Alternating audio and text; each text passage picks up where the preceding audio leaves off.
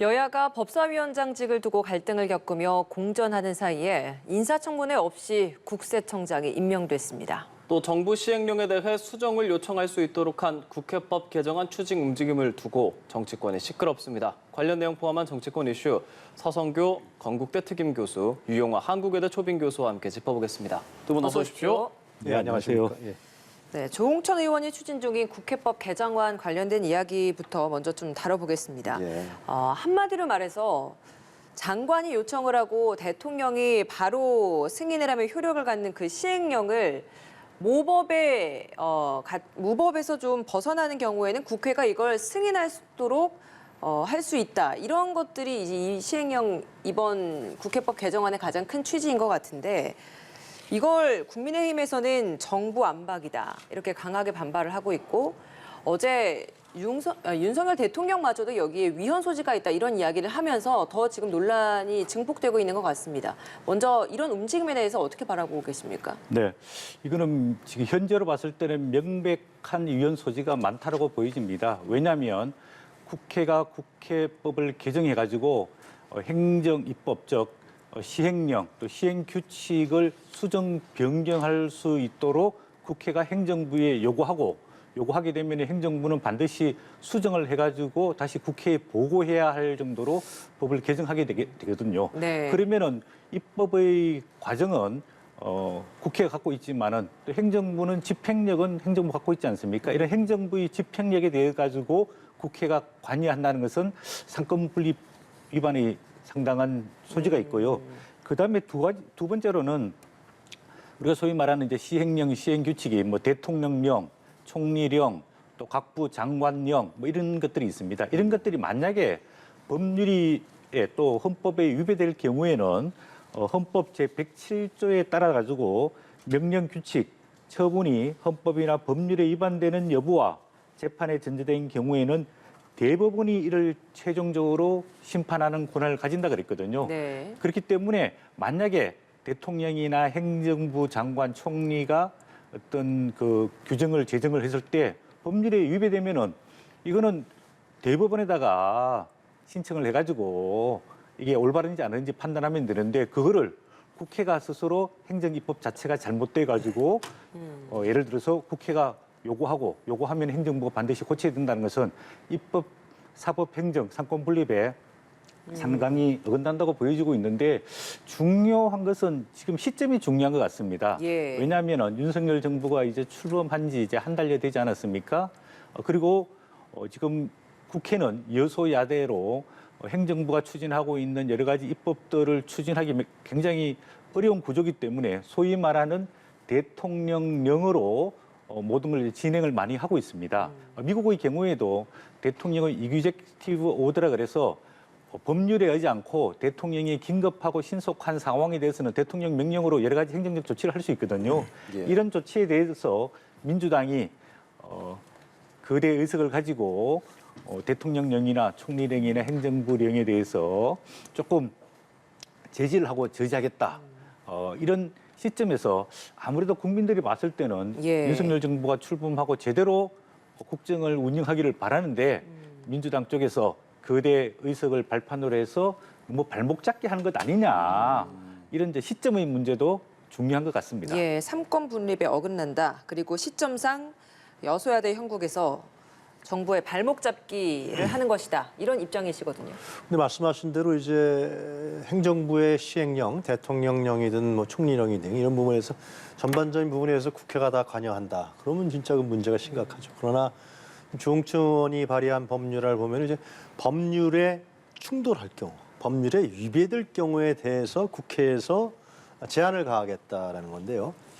그런 위헌 소지는 아니라고 봅니다. 그러니까 모든 행정령에 대해서만 그렇게 한다. 그러면 그 문제가 심각하죠. 그럼 일을 할 수가 없죠, 행정부가. 그렇지만 예를 든다면 지금 뭐 검찰의 수사권을 제한을 했는데 지금 아직 뭐 진행은 아직 확실히 안 됐지만 부패하고 경제사범 외에는 6대 범죄에서 검찰의 수사권을 제한하지 않았습니까? 경찰로 넘기고 그 외인데 이것을 만약에 한동훈 장관이 대통령령을 이용해서 검찰의 수사권을 다시 진행하겠다. 이러면 이거는 심각한 국회에서 통과된 다수의 과반의해서 통과된 국회의 권능을 무시하는 격이 되고 정치적이고 정무적인 판단이 필요한 예. 거 들어갑니다. 그래서 조홍천 의원 얘기를 더 들어봐야겠습니다. 제가 봤을 때는 전반적으로 행정부의 행정명령, 예를 들면 대통령령, 총리령에 의해서 부분을 국회가 관여한다. 그러면 뭐 정부가 일을 못하죠. 그러나 중요한 법률들에 대해서 예를 들면 그것을 변형적으로 해서 대통령이 대통령 권력을 이용해서 국회에서 통과된 법률을 위배한다. 그럴 경우에는 국회 상임위 차원에서 이 문제에 대해서는 논의할 필요가 있지 않느냐. 이건 뭐 여당만 민주당이 일방적으로 하는 건 아니죠. 국회에서 논의하는 거니까. 예. 그렇게 견제와 균형을 맞춰 나가는 거 저는 그 문제에 있어서는 뭐 문제의식이 거의 틀리지 않다라는 생각이 듭니다. 행정부를 견제하는 법안이 될 것이냐 아니면 삼권 분립의 위배가 될 것이냐 이런 문제가 지금 논란이 되고 있는 건데 이 논란이 과거에도 있었습니다. 2015년에 그 당시 새누리당 그러니까 유승민 당시 새누리당 원내대표가 이 법안을 발의했고 통과도 됐고 박근혜 당시 대통령이 거부권도 행사했었던 그때와 거의 비슷한 법안이지 않습니까? 네, 그렇습니다. 2015년에도 이제 의회의 권한을 강화하기 위해서 이런 행정 입법에 대해서 국회의 견제 권한을 강화하자. 그래서 국회가 요구할 경우에는 수정 변경하도록 하고 국회에 보고할 수 있도록 거의 유사한 법안을 통과시켰는데 당시 이제 행정부를 운영하고 있던 박근혜 대통령 입장에 봤을 때는 이렇게 하면 어떻게 국정을 운영할 수 있느냐. 그러면서 대통령 거부권을 행사하면서 소위 말하는 이제 유승민 당시 이제 원내대표와 박근혜 전 대통령이 갈등을 빚으면서 여권이 분열하게 되는 그런 계기를 만들었거든요. 예. 그럴 정도로 이거는 국정 운영에 있어서 굉장히 중대한 문제입니다. 그래서 이번에도 아마 조홍천 의원이 거의 오늘 이제 발의하는 것으로 알려지고 있는데 예. 이게 민주당 내부에서 과연 당론으로 채택이 돼가지고 통과를 시킬 거냐? 예. 아니면은 개인 입법에 의해 가지고 조금 더 논의를 진행할 거냐? 뭐 이런 이제 문제가 남아 있습니다. 가능성 어떻게 보세요?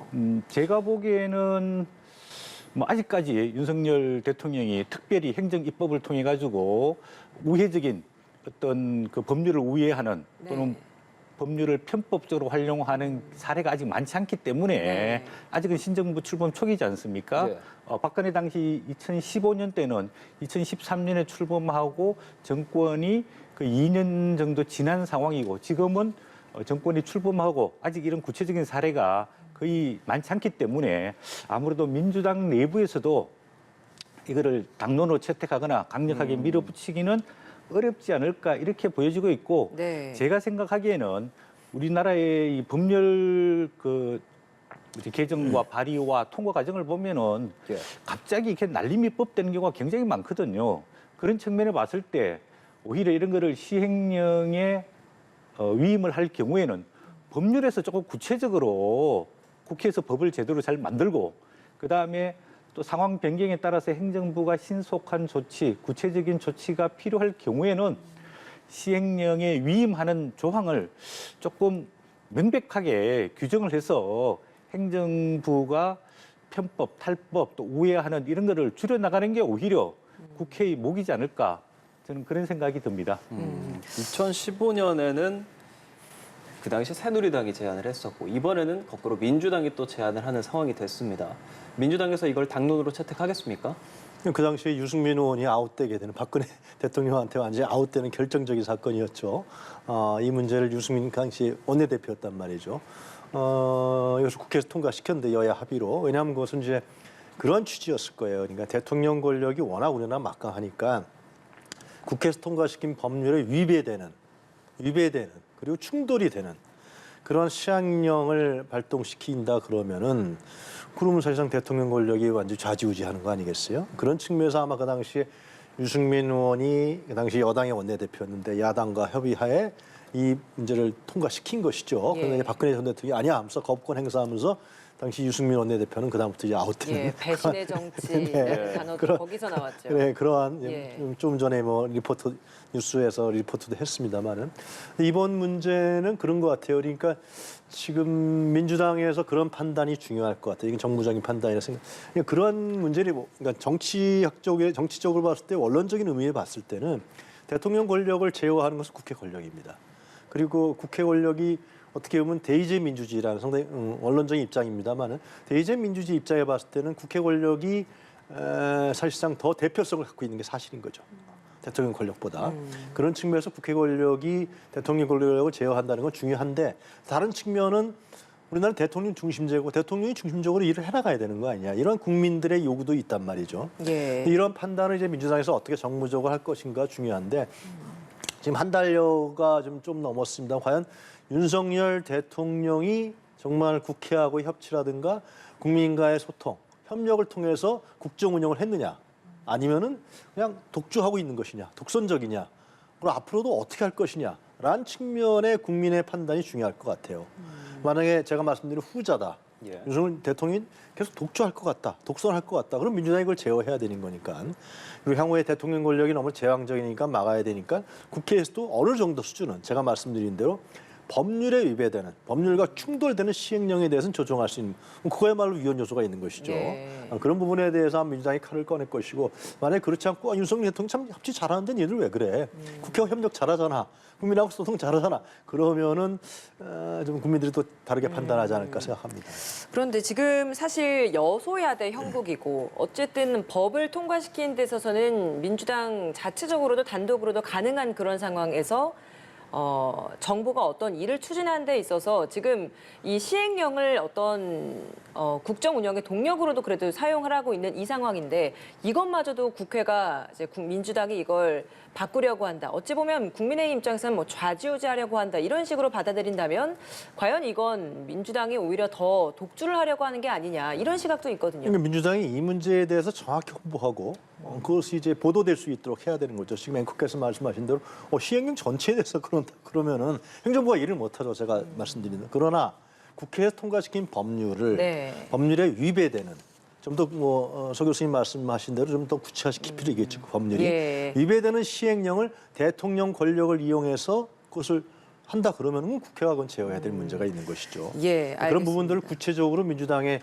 원내대표라든가 우상호 위원장이 얘기를 하면서 이런 측면에 봤을 때는 이것은 국민의 실제 삶과 생활에 피해를 줄 수 있기 때문에 국회에서 국회 권력을 제어하겠다.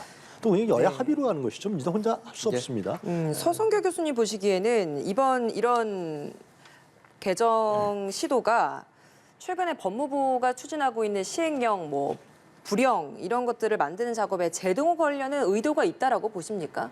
네, 아직 구체적으로 뭐 조홍천 의원이나 민주당에서 이 시행령으로 법률이 위배되는 사항을 했다라고 즉신하지 않고 있지만은 아마 아까 교수님께서 말씀하신 대로 최근 이제 법무부 산하에 인사정보관리단이라는 게 신설됐지 않습니까? 이제 원래 고위공직자에 대한 인사정보와 검증은 인사혁신처에 사게 돼 있습니다. 그거를 그동안에는 청와대 이제 공직기관 비서관 쪽에서 인사검증을 쭉 맡아서 해왔거든요. 예. 그걸 이번 정부 들어와서 청와대에서 민정수석을 폐지하고 민정기능을 없앴다고 했기 때문에 그걸 어디로 갈 거냐? 이제 원래대로 하면은 법대로 인사혁신처에서 고위공직자 인사정보와 검증 업무를 해야 되는데 이거를 정보라든지 또 검증의 과정이라든지 비밀 보장이라든지 이런 것들을 위해서는 아무래도 대통령이 법무부에서 하는 게 좋겠다. 그렇게 하면서 이거는 원래 정부 조직법을 개편을 해야 되는 상황입니다. 그런데 그렇게 하지 않고 규칙을 개정을 해가지고 고위 공직 후보자 등에 관한 정보의 수집과 관리에 관한 규정이라는 게 있습니다. 10조 2항에 의해 가지고 인사혁신처에서 하는 인사검증 업무를 법무부 장관에게 위탁 관리하도록 했고 또 이 시행령에 보면 법무부와 그 소속 기관에 관한 직제가 있는데 거기에 인사정보관리단의 직제와 기능을 삽입하면서 법무부가 왜 고위공직자 인사정보와 검증을 하게 되느냐. 그리고 이런 직제를 법률 개정을 통해서 하지 않고 왜 규정과 규칙을 개정해가지고 이렇게 우회적으로 하느냐. 이런 데 대한 비판이 있는 건 약간 사실이거든요. 예. 아마 민주당에서 앞으로 이렇게 진행될 여러 가지 우려에 대해서 좀 제지를 해야 되겠다, 견제를 해야 되겠다. 의도는 있는 것 같다. 예, 의도가 있다고 보여지는데 예. 제가 보기에는 이렇게 되게 되면은 이제 입법 권력과 행정 권력이 충돌하게 되거든요.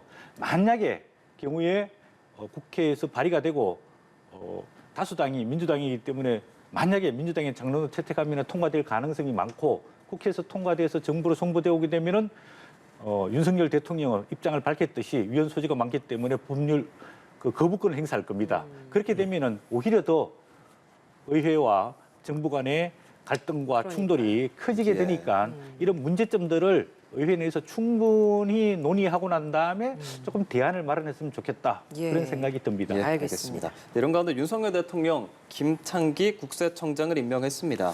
다만 인사청문회 없이 이루어진 인사여서 여야는 서로를 탓을 하고 있는데요. 양당 원내 대변인의 발언 먼저 들어보시죠. 국민의힘은 국회 정상화를 막고 윤석열 대통령은 국회 공백 사태를 핑계로 인사청문회도 거치지 않은 국세청장 후보자에 대한 임명을 강행했습니다. 정부와 여당이 짝을 맞추어 국회를 무시하고 있습니다. 윤석열 대통령이 진정으로 국회의 협치를 바란다면 즉각 국세청장 임명을 처리하기 바랍니다. 그동안 국민의힘은 민주당에 끊임없이 국회 원구성과 정상화를 촉구했다. 그럼에도 민주당은 국회의 책임을 끝내 외면하여 인사청문회 법정 기한이 기약 없이 경과되고 말았다. 그 책임은 전적으로 민주당에 있다는 점을 분명히 밝힌다. 네, 윤석열 대통령 인사청문회 없이 김창기 국세청장을 임명했는데 오늘 아침에 마냥 기다릴 수 없었고 세정 업무를 방치하기 어려워서 부득이하게 인사를 했다. 이렇게 입장을 밝혔습니다. 상당히 이례적이죠. 2003년 이후에 처음으로 청문회 없이 도입된 이런 인사인데 이 상황들 어떻게 보셨는지요? 저는 이 윤석열 대통령이 임명한 부분에 대해서 상식적으로 잘 국민들이 이해할 건가라는 생각이 듭니다. 그러니까 국세청장이 없다라는 건, 기관장이 없다라는 것은 물론 중요하죠. 그러나 국세청이라는 조직이 관료에 의해서 움직이는 것이고요. 국세청 차장도 있을 것이고 간부들 쭉 있단 말이죠. 근데 국회에서 인사청문회를 통해서 통과되지 않았다 그래서, 인사청문회 열리지 않았다 그래서. 근데 그 인사청문회 열리지 않은 부분이 과연 민주당에만 있느냐? 그렇지는 않죠. 그거는 이제 원 구성을 못한 거 아니에요? 민주당이 인사청문회를 거부한 것이 아니라 원 구성이 안 되고 원 합의가 안 됐다. 그것은 민주당하고 국민의힘의 공동적인 책임 문제겠죠. 근데 그것을 원 구성이 안 됐으니까 이것을 국세청장을 그냥 임명했다. 그럼 기다릴 필요가 있죠. 뭐 1년 이내에 걸리는 것도 아니고 앞으로 원 구성 조만간에 할 수밖에 없게 돼 있어요. 그러면 그 다음에 인사청문회를 열어서 국회에서 예를 들면 검증을 받고 하는 것이 적절했을 텐데 왜 이렇게 서둘렀는지. 언론에서 또 검증 들어가지 않겠습니까? 그럼 또 문제가 터지면 어떡할 거예요? 그래서 일단 그런 부분에 대해서는 대통령이 좀 더 심사숙고해서 하는 것이 좋지 않았을까. 국회를 잘못하면 이렇게 되면 무시하는 거 아니야? 이런 국민들의 인식도 가질 수 있다라는 생각이 듭니다. 왜 이렇게 서둘렀다고 생각하시는지? 그건 잘 저는 그렇게 국세청장을 임명하는데 이러면 국방부 장관이라든가 굉장히 급하다. 물론 근데 국세청장이 뭐냐면 이제 4대 권력기관 중에 하나란 말이죠. 예민하죠. 우리가 이제 대통령 중심제 국가에서 4대 권력기관은 검찰, 경찰, 그리고 이제 국세청이 들어간단 말이죠. 이것은 실제로 왜 4대 권력기관이라고 얘기하냐 하면은 정치적으로 이용될 수 있다는 측면이 있단 말이죠. 국정원도 들어가요. 국정원도 이제 국내 파트를 활용하겠다 그러지 않습니까? 그런데 이런 부분으로 봤을 때는 좀 정치적 의도가 있느냐 이렇게 의심살 만하단 말이죠. 네. 제가 봤을 때는 물론 임명했으니까 어쩔 수 없는 겁니다만은 국회를 통과시켜서 국회에서 논의될 수 있는 그러한 국세청장을 임명하는 게 더 좋지 않았을까 그런 생각이 듭니다. 예, 민주당은 국민의힘, 그러니까 여당이 국회 정상화를 맡고 있다 이런 입장이고 또 국민의힘은 인사청문 시한을 넘겨서 이 검증 의무를 저버린 건 민주당이다. 이렇게 대립하고 있습니다. 교수님 의견은 어떠십니까? 네, 전체적으로 봤을 때 이제 국회가 해야 될 인사청문회의 의무를 다하지 못해서 국회 전체의 책임이라고 보여집니다. 물론 인사청문회를 통해서 검증을 거치고 또 인사청문 보고서가 채택이 되고 또 정부로 송부돼서 대통령이 임명하는 게 우리가 법적 규정된 절차입니다. 그렇게 하는 게 원만한데 지금은 아직 5월 29일 날 21대 전반기 이제 국회 임기가 종료가 되고 후반기에 원구성이 돼야 되는데 못 되고 있기 때문에 인사청문회가 이루어지지 않았는데 근데 한편 이제 대통령 입장에 봤을 때는 한 달 전에 국세청장을 지명하고 또 5월 16일 날 국회에 인사청문 동의안을 제출했단 말이에요. 그리고 난 다음에 마냥 기다릴 수는 없지 않습니까? 그래서 법적 절차에 의해서 인사청문회법에 의하면은 청문 요청안이 접수되고 난 21일 내에 인사청문회를 하고 청문 보고서를 채택하고 그렇지 못할 경우에는 10일 내 기한을 정해서 대통령이 인사청문 보고서 재송부를 요청하게 돼 있고 만약에 그때도 재송부하지 않을 경우에는 대통령이 임명을 할 수가 있게 돼 있습니다. 그런 측면에 봤을 때 윤석열 정부가 지금 출범한 지 한 달밖에 되지 않았는데 정부 운영을 위해서는 특히 기관장, 국세청은 굉장히 중요하지 않습니까? 네. 그런 측면에 봤을 때 불가피한 선택이었지 않을까 이런 생각이 들고 한편 이제 국회에 빨리 원구성을 제대로 해서 사실상 이 원구성이 되지 않고 국회의장, 부의장 또 상임위원회, 상임위원장이 선출되지 않고 있는 것은 사실상 탈법적 상황이거든요. 이런 측면을 봤을 때 여야가 빨리 원구성에 합의해서 국회의 의무를 제대로 하는 게 필요하다고 보여집니다. 그 원구성이 마무리되면 일각에서는 사후 청문회 이런 가능성도 제기를 합니다. 예, 뭐 사후 청문회 임명이 되고 난 다음에 사후 청문회 하는 게 어떤 실효성이 있을까 이런 생각이 들지만은 그래도 국회가 이제 임시국회를 열지 않습니까? 그럴 때 각 부처에서 상임위원회에서 업무 보고를 하게 되어 있습니다. 그럴 경우에 약식으로 국세청장의 어떤 철학, 가치관, 또 국세청 운영 방향, 방안에 대해서 의원들이 질의는 할 수 있겠죠. 이런 조금 우회적인 방법을 통해서라도 국세청장이 갖고 있는 어떤 국세청 운영에 관한 비전이랄까, 방식이랄까, 뭐 이런 것들은 할 수 있는데 딱히 사후 청문회 법에 규정돼 있지 않기 때문에 예. 실효성이 없지 않을까 그런 생각이 듭니다. 그 제가 생각했을 때 우리 예. 서 교수님 말씀을 들어보니까 5월 16일 날만 송부한 모양인데요. 그 대통령 비서실에서 알았을 거 아니에요. 국회 원구성이 안 됐으니까 이걸 보내봐야 인사청문회는 안 열릴 것이다. 그걸 몰랐을까요? 알았을 텐데 그걸 보냈다. 국회 원구성이 될 시점에 맞춰서 임명해서 보내면 그게 적절한 것이죠. 국회 원구성이 쉽지 않을 텐데 지금 법사위원장 문제도 있고 국회의장 문제도 있고 이건 이제 옥신각신 하다가 이제 하겠죠. 안 할 수 없어요. 국회의원들이 원구성을 안 하면 자기네들 국회의원 역할을 못 하기 때문에 한단 말이죠. 어떠한 타협을 통해 갖고. 근데 그런 원구성 할 것이고 뭐 국회 원구성이 뭐 가을에 될 것이다. 그럼 또 문제가 달라지겠죠. 그런 상황이 아닌데 국회 원구성이 안 되는 상황에서 안 될 거란 예상하에서 이걸 보냈다. 그건 어떤 의미냐 잘 이해가 되지 않는 측면이 좀 있는 것 같아요. 지금 또 남아있는 후보자가 박순애, 김승희 후보자, 장관 후보자이지 않겠습니까? 각각 18일, 19일이 시한이고 20일 이후면 윤석열 대통령이 다시 그 재송부 요청을 할 수 있는 상황이 됩니다. 네. 그렇다면 20일 이후에 재송부를 한다라는 건 역시나 임명소선을 밟겠다 이런 취지라고 해석을 해야 되는 거. 그러니까 제가 거듭 말씀드리지만 예. 국회 원구성이 안 돼 있는데 청문회를 열어달라 그러면은 만약에 민주당이 이 인사청문회 해주세요 그랬는데 이걸 거부한다 다수당이라서 그럼 민주당이 상당히 심각한 문제가 있는 거죠. 자기 자신의 국회 기능을 부정하는 거죠. 아주 정치 공세를 하는 것이고 국회 권력을 이용하는 것이지만 지금 국회 원구성이 안 되는 게 반드시 뭐 민주당만 탓은 아니잖아요. 지금 법사위원장 문제, 국회의장 문제, 그리고 상임위의 또 배분 문제 이런 거는 같이 합의해야 될 문제고 또 충돌이 일어날 수밖에 없는데 그런 상황에서 지금 누굽니까 그 교육부총리하고 예. 그다음에 보건복지부 장관 후보자에 대해서 또 강행한다. 또 두 사람은 지금 언론의 취재에 따르면은 굉장히 심각한 문제들을 많이 나타나고 있단 말이죠. 네. 교육부총리 같은 경우는 물론 언론의 보도입니다만 음주운전을 했단 말이죠. 교육부 장관 할 사람이.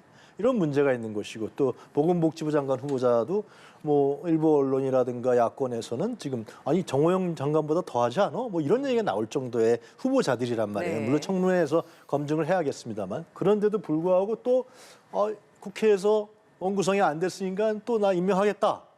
이런 부분들이 과연 이 국회하고 대통령 권력은 상당히 협력적으로 나가야만 국정이 안정이 되는 것인데 예. 뭐 하여튼 지켜보겠습니다만 그런 예. 측면은 피한 것이 제가 봤을 때는 옳지 않겠냐 생각합니다. 서 교수님의 의견은 어떻습니까? 두 후보자 같은 경우에는 인사청문회 없이 임명 강행하는 게 윤 대통령에게 오히려 부담이 된다 이런 의견에 동의를 하십니까? 네, 또 일방적으로 강행을 하면은 좀 부담이 될 수 있겠죠. 이제 아까 말씀하신 대로 그 박순애 교육부 장관 인사청문 시한은 이번 주 금요일 18일까지입니다. 그리고 김성희 그 보건복지부 장관은 19일 토요일까지입니다. 그래서 사실상 금요일 토요일까지 인사청문회가 열리기가 불가능하다고 보여지거든요. 이제 그럴 경우에 대통령이 어떤 선택을 할 것이냐 이런 문제인데 그러면 아마 뭐 인사청문 보고서 재송부 요청은 저는 할 것이라고 보여집니다. 아, 그래요. 예, 그럼에도 불구하고 조금 대통령이 강행하기보다는 지금 뭐 대통령이 지난번에 한번 말씀하셨듯이 여야 지도부 한번 회동을 통해 가지고 이런 부분에 대해 대통령이 한번 인사청문회를 빨리 개최해서 조금 국회의 검증을 통해서 대통령이 임명할 수 있도록 길을 만들어줬으면 좋겠다. 이런 좀 여야정 협의체 이런 것들을 조속히 발족시키면 어떻겠느냐 이런 생각이 듭니다. 지금 이제 인사청문회뿐만 아니라 예. 신정부가 출범하고 난 다음에 뭐 정부 조직법 개편이라든지 신정부가 해야 될 여러 가지 법률 개정안들도 많거든요. 예. 이런 측면에 봤을 때 윤석열 대통령이 여당, 야당 원내대표와 회동을 통해서 예. 이런 인사 문제 또 법률 문제를 조금 협조를 부탁하는 게 바람직스럽지 않을까 그런 생각이 듭니다. 알겠습니다. 예. 이런 가운데 국민의힘 이준석 대표가 안철수 의원이 추천한 최고위원에 대해서 공개적으로 재고를 요청했습니다. 그러니까 선거 과정에서 다소 좀 강한 발언을 한 것에 대해서 이야기를 하는 건데 안철수 의원은 좀 불편한 속내를 내비쳤고 차기 당권을 둘러싼 좀 신경전이 시작됐다고 봐도 되겠습니까? 글쎄요, 이게 결국은 국민의힘 내부의 좀 권력 투쟁이라고 볼 수밖에 없을 것 같은데요. 최고위원 두 사람에 대한 안철수의 지분 아니겠습니까? 예를 들면 이제 그런 식으로 해서 추천한 것이죠. 그래서 그거는 아마 뭐 대통령하고 얘기는 안 됐겠습니다만은 가까운 사람들이랑 얘기가 됐을 것이고요. 그러니까 안철수 의원이 추천을 했을 텐데 예. 이 문제에 대해서 김윤 최고위원 지명자, 그러니까 추천자에 예. 대해서는 예. 과거에 막말을 했다라는 건데요. 글쎄 이런 부분을 과연 이준석 대표가 지금 거부했을 때 이것을 단순하게 그 두 사람이 정점식 의원은 또 친윤의 핵심이라고 알려져 있는데 예, 예. 그래서 아마 이걸 거부했느냐 이렇게 보는 사람들보다는 안철수 의원을 견제하려고 하는 것이 아니냐 이렇게 보는 사람이 더 많을 것 같고요. 어저께인가요? 이준석 대표가 자기 정치하겠다 그러지 않았습니까? 예. 그거 나가겠다는 거 아니었어요? 그러니까 그 지금 가장 성상납 그 의혹 문제가 윤리징계위에서 어떻게 될지 결론이 그게 가장 중요한 것인데 이준석 대표 입장에 봤을 때는 하여튼 이준석 대표가 뭔가 돌파하려고 하는 것 같아요. 이런 부분들도 난 이렇게 할 테니까 뭐 이렇게 뭐 여러 가지 정치적인 협상 물꼬도 터는 거 아니냐 생각도 들고 하여튼 이준석 대표가 자기에게 쌓여있는 여러 가지의 곤란한 환경을 어떻게 돌파할 것이냐 이런 부분도 주목거리가 될 것 같고요. 그러나 이제 국민의힘 내부에서는 실제로 윤핵관이라든가 핵심 세력들은 이준석 대표에 대해 상당히 뭐 마땅치 않게 좀 보는 것 같고 뭐 그러한 권력 내부의 갈등과 투쟁인 것 같은데요. 예. 그 결과를 좀 지켜봐야 될 것 같습니다.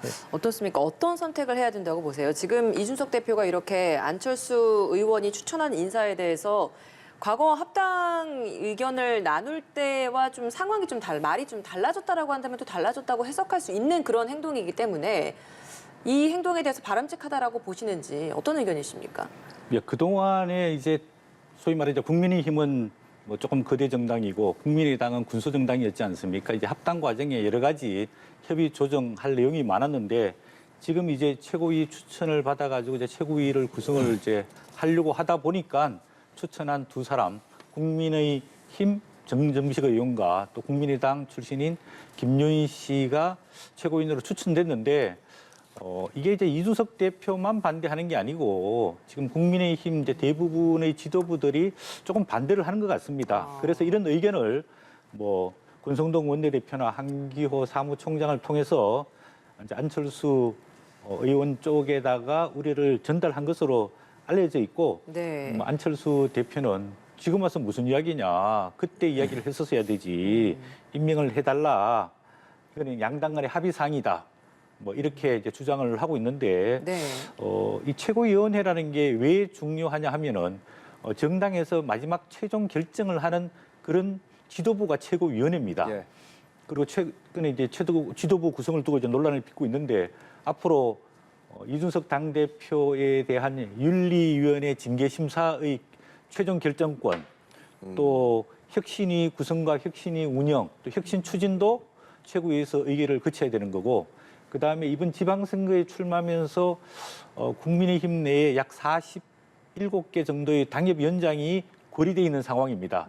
당협위원장은 그 지역을 책임지는 조직 책임자이기 때문에 어느 쪽에서 당협위원장을 선출하느냐에 따라서 내부의 권력 기반이 달라질 수 있거든요. 네. 그런 측면에서 이런 당협위원장 선정 문제 이런 거에서 최종 결정권을 갖고 있기 때문에 최고위원회 구성이 굉장히 중요한데 이 부분은 좀 안철수 대표가 뭐 인재풀이 좀 적지만은 제 추천을 통해 가지고 조금 원만하게 정리하는 게 여당의 입장에서는 좋지 않을까 그렇게 보여집니다. 예, 알겠습니다. 국민의힘 상황을 받고 간단하게 민주당 상황도 좀 질문 드려볼게요. 민주당 지금 당 내홍 수습을 위해서 분주하게 움직이고 있습니다. 백가쟁명식 다양한 의견들이 지금 다 쏟아지고 있는 와중에 새롭게 나온 의견 하나가 세대 교체, 지도부 세대 교체가 필요하다 이런 이야기입니다.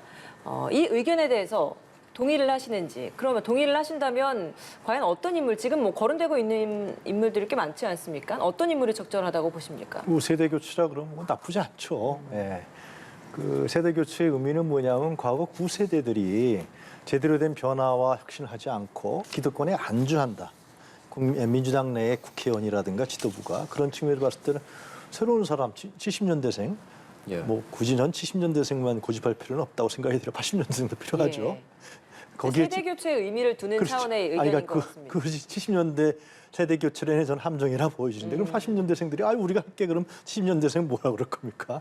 그러니까 그런 측면에서 봤을 때 세대 교체론이라는 것이 뭐 저는 나쁘지 않다고 보여지는데 그러나 더 중요한 것은 제가 봤을 때 민주당 전당대회에서 어떤 지도부가 뽑히냐 가장 중요한 것은 당원들의 직접적 민주주의가 관철되는 게 전 중요하다고 생각합니다. 예. 지금 민주당의 국회의원들이 이렇게 하자 저렇게 하자 뭐 집단 지도 체제 하자 뭐 이렇게 얘기를 하는데 세대 교체하자 그런 것보다도 당원들이 결정할 수 있는 그 대표 선출의 구조를 마련하는 것이 가장 중요하다. 뭐 안규백 새로 임명되는 전대위원장도 당원과 대의원 비율을 조정할 필요가 있다라고 얘기하지 않았습니까? 예. 얼마 전에 우상호 위원장이 일요일날 기자회견하면서 대의원 비율이 높은 거에 대해서 인정하지만 그것도 과거 역사가 있기 때문에 당원들에게 설득시키겠다 그러는데 제가 봤을 때는 그건 설득력이 떨어져요. 과거에 이제 영남 지역과 이 호남 지역에 당원 비율이 적으니까 영남 쪽에 대의원 비율을 높여서 그 대의원의 표를 차등을 뒀다라는 건데 지금 많이 달라졌잖아요. 특히 이제 대선과 지방선거 때 많은 젊은 당원들이 네. 특히 여성 중심으로 한 젊은 당원들이 거의 20만 이상이 들어왔단 말이죠. 이런 당원들을 존중할 필요가 있는 것이죠. 그런 측면에서 봤을 때 저는 전당대회에서 가장 중요한 거는 국회의원들끼리 예를 들어 너는 돼 나는 안 돼 그래 내가 할게 이런 거보다도 물론 그건 뭐 할 수 있습니다만은 누구나 다 자격되는 사람 나와서 경선을 통해 갖고 당원들에 의해서 지지자들에 의해서 이것이 선출되고 그 사람들이 대표가 되는 그래야만 그 사람들은 당원과 지지자들을 무서워합니다. 두려워합니다. 예. 대의원 중심으로 가게 되면은 예. 개파를 무서워하게 되거든요. 그런 구조를 바꾸는 것이 저는 전당대회에서 가장 중요한 문제가 아닐까 네, 생각합니다. 그러니까 세대 교체 이야기에는 공감을 한다. 다만 70년대생이라고 국한시키는 것에는 반대하기 때문에 좀 더 열어놓고 모두가 가능한 사람이 다 동참할 수 있도록 만들어야 된다. 그런 취지에서 전대 룰 그러니까 저는 세대 예, 교체론이 수정도. 좋긴 좋은데 예. 세대 교체론을 막 나가다 보면은 당원 중심의 당원의 직접적 민주주의성이 강화되는 측면이 희석될 우려가 있다. 정치적으로 예. 그런 점들을 우려해서 말씀드린 겁니다. 예. 어떤 의견이십니까? 네, 이제는 586이 역사의 이제 뒷면으로 물러나고 그다음에 이제 새로운 세대가 들어와야 되는 것은 분명한 겁니다. 그러면 이제 586 세대 전체가 물러나야 되느냐, 아니면 새로운 세대가 준비가 돼 있느냐, 이제 이런 측면에 봤을 때는 걱정할 부분이 있고 민주당 내에서 지금 이제 586 세대 퇴진론 나오는 것은 다분히 정치적인 의도와 목적이 있다고 보여집니다. 왜냐하면 586 세대 중에 한 명이 이재명 의원이지 않습니까? 그래서 이재명 의원의 이번 8월 달 전당대회 출마를 막기 위해서 586 퇴진론이 일부에서 들고 나오는 것 아니냐 이런 이야기가 나오고 있거든요. 특히 이제 뭐 조홍천, 이광재 의원이 586 퇴진론 이야기하면서 이름을 거론했습니다. 이재명, 전해철, 홍영표 이런 사람들이 불출마해야 된다. 예. 이렇게 직접적 거론을 했거든요. 예. 이거는 이재명 의원의 전당대회 출마냐 불출마냐 이 문제를 둘러싸고 있는 어떤 의도와 목적이 개입된 논쟁이라고 보여집니다.